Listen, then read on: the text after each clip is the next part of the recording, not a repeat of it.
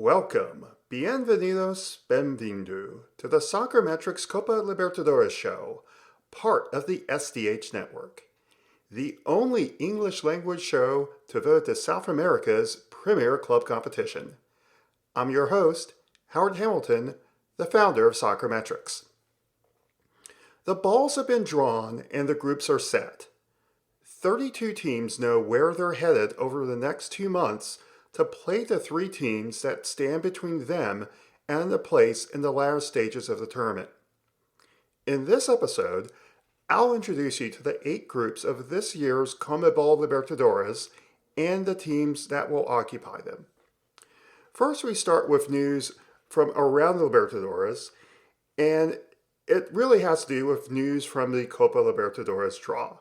There's always news coming out, statements made by the president, decisions made by the competition committee regarding the Copa Libertadores and the Copa Sudamericana.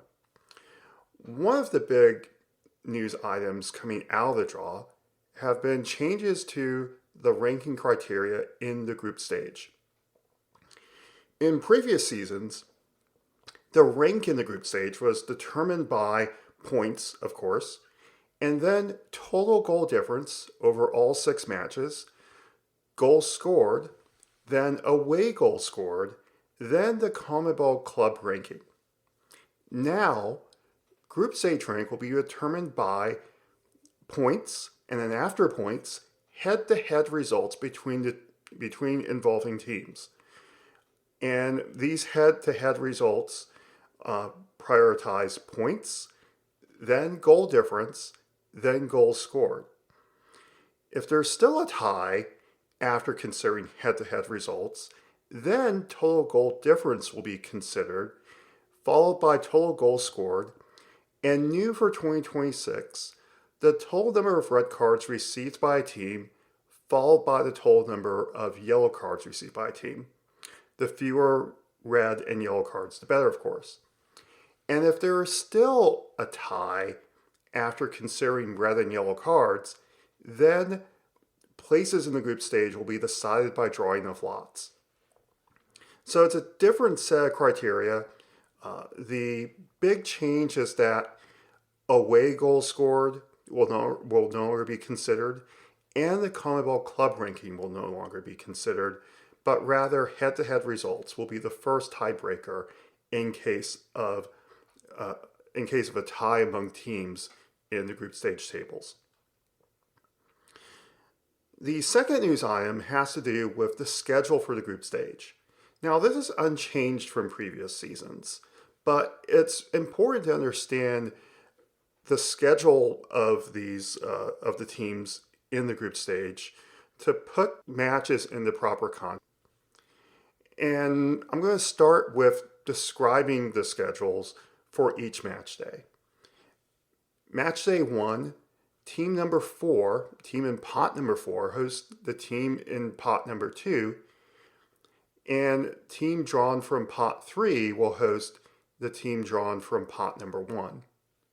In match day 2, the number 2 team will host number 3, while the number 1 team will host number 4. Match day 3, the team in pot number 2 will host the team from pot number 1, while the team from pot 4 will host the team from pot number 3. Match day 4, team number 3 will host team number 2, while team number 4 hosts team number 1. Match day 5 sees team number 1 hosting team number 2, while team number 3 hosts team number 4, and then match day 6, team number 1 hosting team number 3, and team number 2 hosting team number 4. Now, what all of that means is that the number 1 and 2 seeded teams, the teams coming out of pots 1 and 2, will start their group stage campaigns on the road.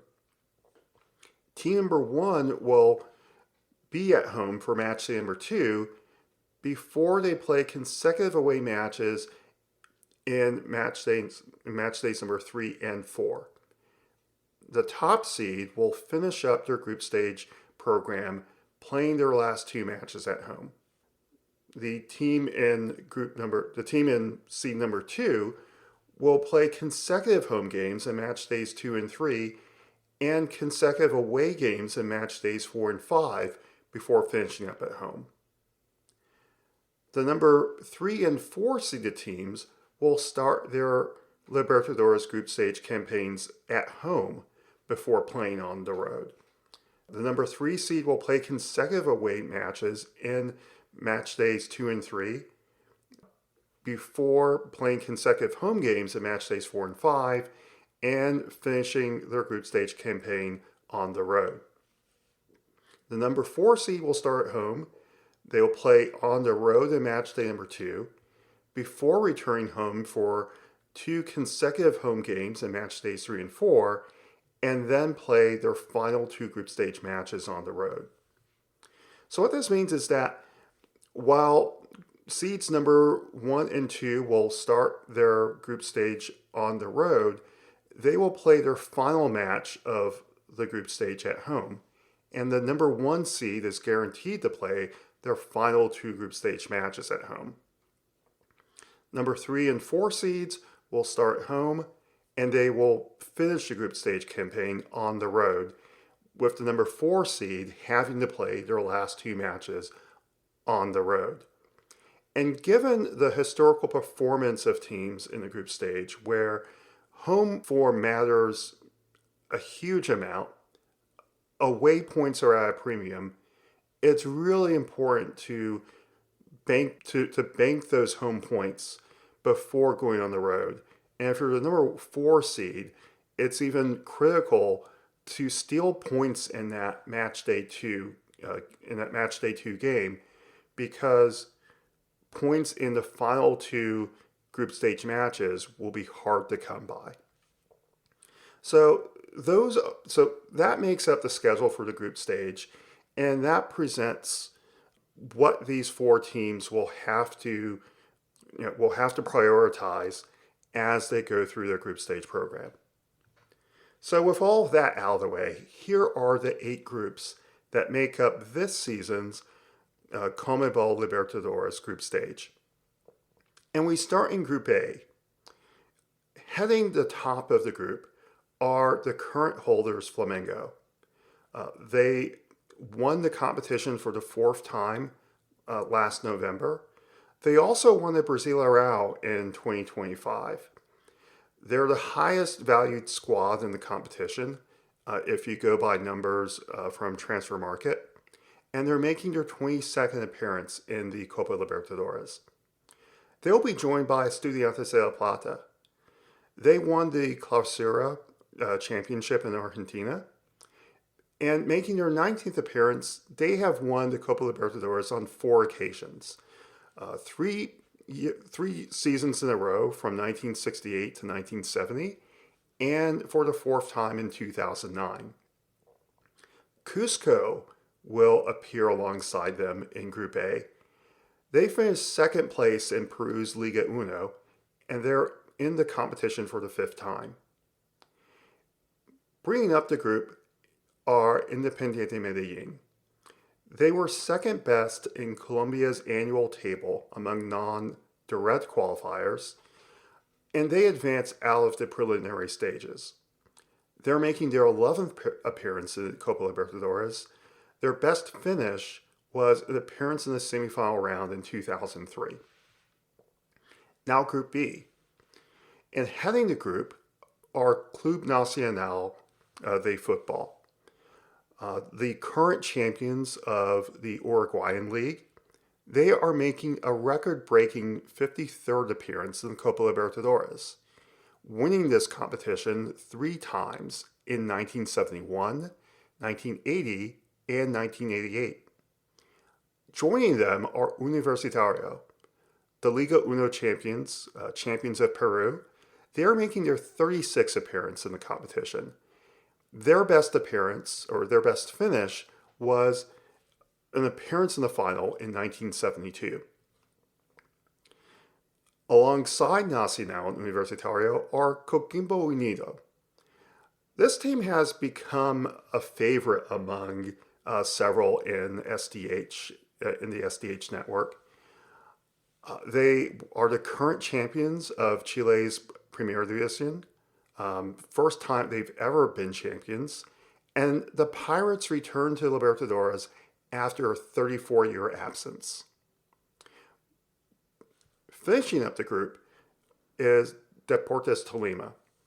They finished first in Colombia's annual table among non-direct qualifiers, and they are the second Colombian team to advance from the preliminary stage. They are making an 11th appearance in Copa Libertadores, their best finish a semifinal appearance in 1982. And now Group C, Fluminense are the seeded team in the group. They finished fifth in the Brasileirão last season, and they are appearing in Copa Libertadores for the 11th time, winning the competition for the first time in 2023. Joining them is Club Bolivar. They finished second in Bolivia's top division, and they are appearing in the competition for the 40th time. Their best finish, semifinal appearances in 1986 and 2014. An interesting note about Bolivar is that they are one of the City Football Group clubs and one of three such clubs in South America. The third team in the group is Deportivo La Guaira. They finished first in Venezuela's Liga Futve annual table, and they are appearing in Copa Libertadores for the third time. The fourth team in the group, making their first appearance ever in South American competition, is Independiente Rivadavia. They won the Copa Argentina in 2025, and they are the 16th different club from Argentina to appear in Copa Libertadores. Group D sees Boca Juniors return to Copa Libertadores as a seeded team. They were second in the overall table among non-qualifiers in Argentina, and they're making their 34th appearance in the competition. They are a 6-time winner of the Copa Libertadores, their last victory being in 2007. They are joined by Cruzeiro. Cruzeiro finished in third place in the Brasileirão, and the Foxes are making their 18th appearance in Copa Libertadores, having won the competition in 1976 and 1997. Third in the group is Universidad Católica. They finished second in Chile's Primera División, and they are making their 30th appearance in Libertadores, their best finish a final appearance in 1993. The fourth team in Group D will be Barcelona de Guayaquil. They finished first in Ecuador's overall table among non-qualifiers. They advanced out of the preliminary stage, and they will be making their 32nd appearance in Libertadores, having appeared in the final in 1990 and 1998. Moving on to Group E, and the seeded team in the group is Peñarol, another one of the giants of Uruguayan football. They finished runners-up in the Uruguayan Primera, and they're making their 51st appearance in this competition, having won it on 5 occasions, their last being in 1987. They will be joined by Corinthians. Corinthians are the current Copa do Brasil winners. They're making their 19th appearance in Libertadores, and they won the competition in 2012.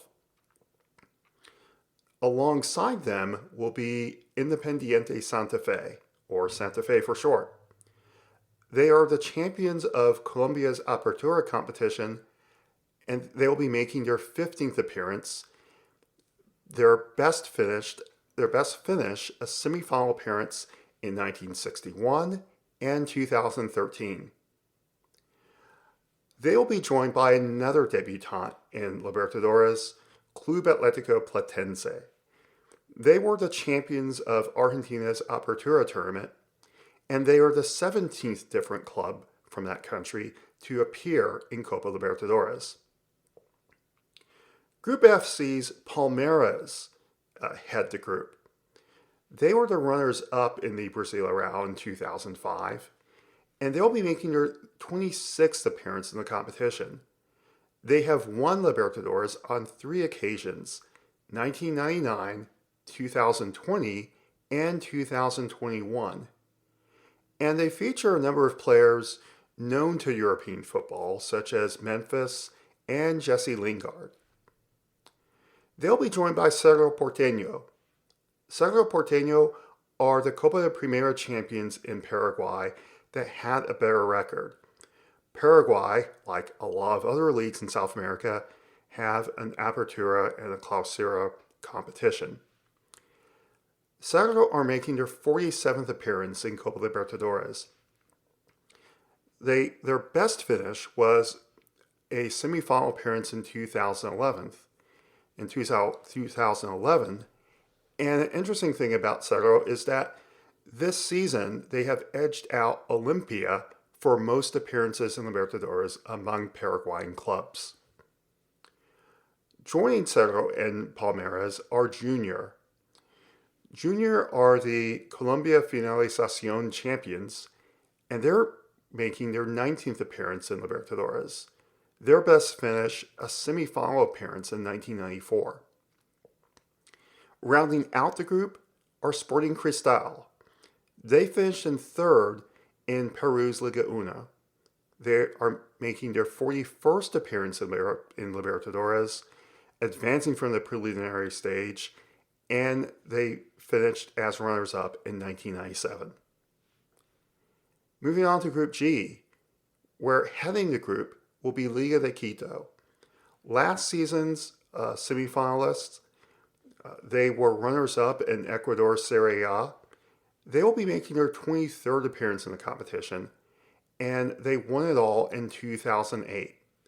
One of 2 clubs in this group that play at high altitude. Joining Liga de Quito will be Lanús, the current Copa Sudamericana winners, and the Copa Sudamericana winners. They'll be making their 7th appearance in the competition, having appeared in the final in 2017. Third in the group will be Always Ready. They are the current champions of Bolivia's División Profesional. Making their 6th appearance in the competition, they play at the highest home ground among all 32 teams. Always Ready have never advanced beyond the group stage, however. Rounding out the group will be Debutantes Mirassol. They finished in 4th in the Brasileirão, and they are a newly promoted side to Serie A in 2025. So from Serie B to Serie A to Libertadores in about 18 months. And following Group H, Independiente del Valle are the seeded team in this group. They are the current champions of Ecuador. They are 2016 finalists. And since 2014, when they first appeared in Copa Libertadores, they have only missed out on Libertadores on 1 occasion.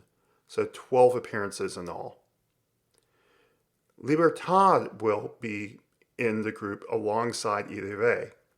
They are the Copa de Primera champions with the 2nd best record, and they are making their 25th appearance in the competition. Their best finish, a semifinal appearance in 1977 and 2006. Third in the group will be Rosario Central. They were first in Argentina's annual table among non-qualifiers. They are making their 14th appearance in the competition, and their best finish was a semifinal appearance in 1975 and 2001. Rounding out the group, Universidad Central. The champions of Venezuela, Universidad Central, are making their 2nd appearance in Copa Libertadores. So those are the 8 groups that make up this season's group stage. And if you were to consider who the toughest groups are, I think that the toughest groups are among Group B, a group that contains 3 domestic league champions, with known and unknown quantities. Nacional being capable of getting out of the group, Universitario being incapable of scoring multiple goals. They have only scored multiple goals in a Libertadores match just 3 times since 2020. And Coquimbo Unido and Tolima are the unknowns. Group D is an interesting group. That is a group that has been described in the South American press as one having 8 titles between them. But the last title won was in 2007. This is a group that contains traditional powers that are rebuilding from a low point, not quite at their peaks just yet. Barcelona have entered this group on the strength of 2 huge away wins to get to the group stage. And it's a group that sees encounters between teams based on the Atlantic side of South America versus teams based on the Pacific side of South America. So there are a number of interesting storylines in that group. In Group F, Palmeiras are more than likely to get first in the group, but the other members of the group could easily finish between second and fourth place. Groups E and H are groups that I see having 3 contenders. In Group E, you have Peñarol, Corinthians, to a lesser extent Santa Fe. I see those teams all contending for first, second, or third place. Platense, in my opinion, appears to be outmatched. And in Group H, IDV, Libertad, and Rosario Central could all finish between first and third.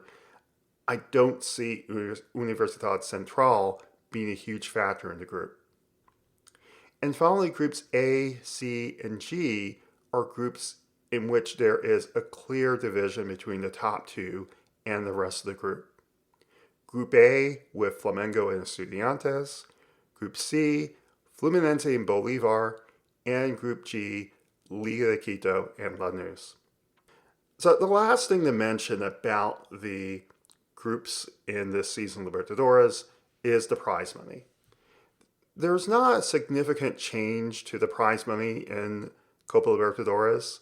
There are significant changes to the prize money in this season's Copa Sudamericana, but focusing on Libertadores, the prize pool has gone up to just over 220 million US dollars. El Dim, Barcelona, Alianza, Sporting Cristal, and Tolima have already received $1.5 million for advancing to the group stage. But the prize money is, for the most part, unchanged, except for the money per group stage win and the money received for winning the final.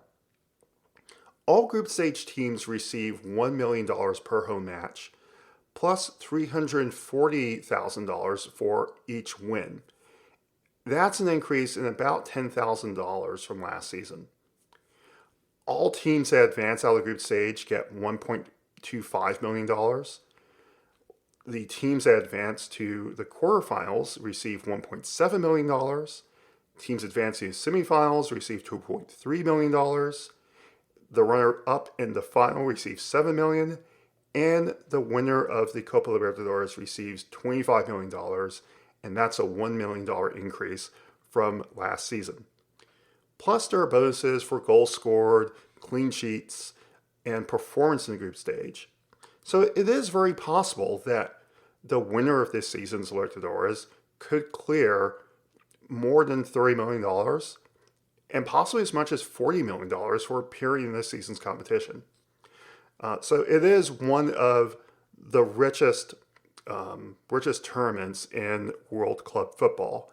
And the Copa Libertadores final is the richest final in the South American club football calendar.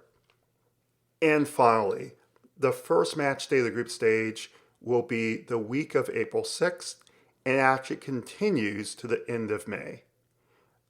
So there are a few days left for teams to catch their breath, make travel arrangements, and plot their strategy for navigating this group stage. It's going to be a really intriguing one, as always, in South America's top club competition.